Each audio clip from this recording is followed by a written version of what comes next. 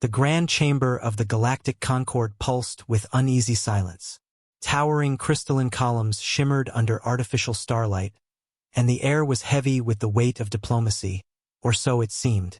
Seated at the far end of the crescent-shaped negotiation table were the Varneks, a cold-blooded, multi-limbed species known for their cunning and their centuries-old hatred of humans.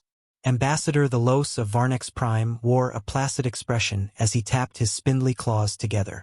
The treaty parchment, etched with bio-encrypted ink, lay open on the table.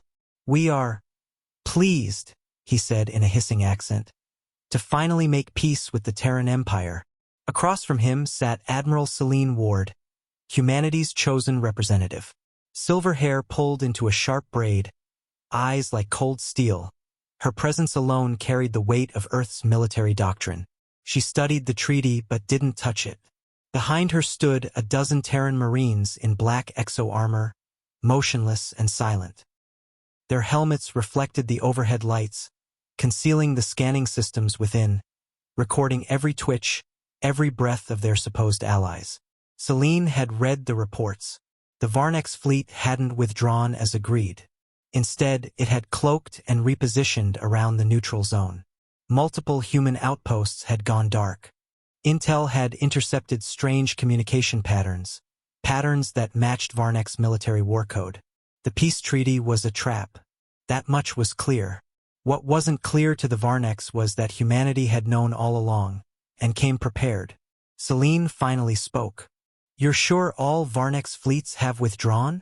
Ambassador the Los blinked slowly, the membranes over his eyes sliding like oil.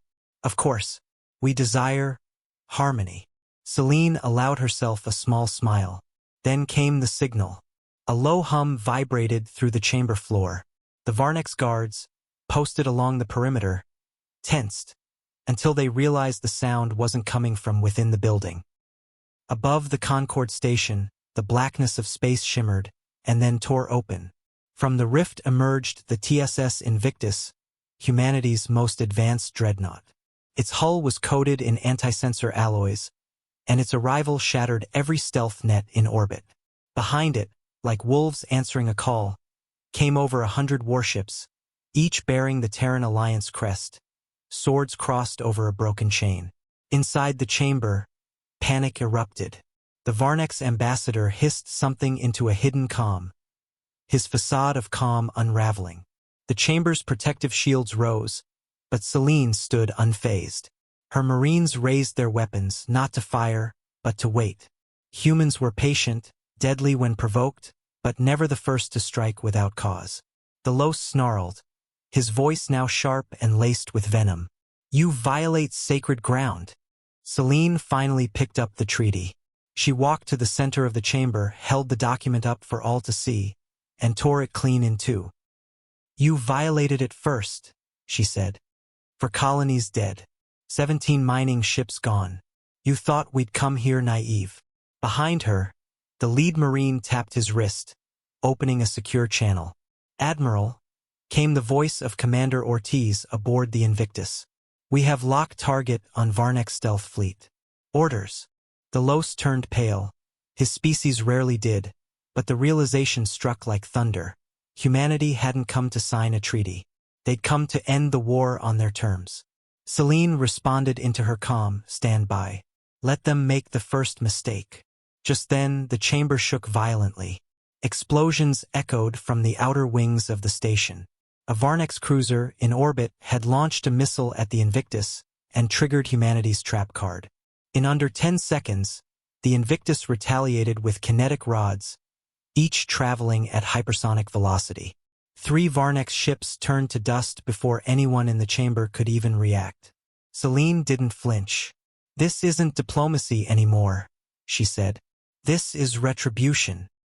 The Marines opened fire, not on civilians but on armed guards. Precision shots. No waste. No mercy for those who plotted genocide under the guise of peace. Within minutes, the chamber was secure. Celine approached the stunned ambassador. "You underestimated us," she said quietly. "You mistook restraint for weakness." The Los slumped in defeat, clutching his bleeding side. "You're Monsters. No, she replied. We're human, and we remember everything. Back aboard the Invictus, the galactic broadcast began. A human officer appeared on screens across dozens of systems. This is a message to all species of the Concord. We did not want this war. But if peace is a lie and treaties are traps, we will not kneel. We will not forgive. And we will not stop. The camera shifted to Celine, now back on the bridge. She stood tall, the stars behind her. We came armed, she said. Because we've learned, peace only works when your enemies believe you can burn their worlds to ash.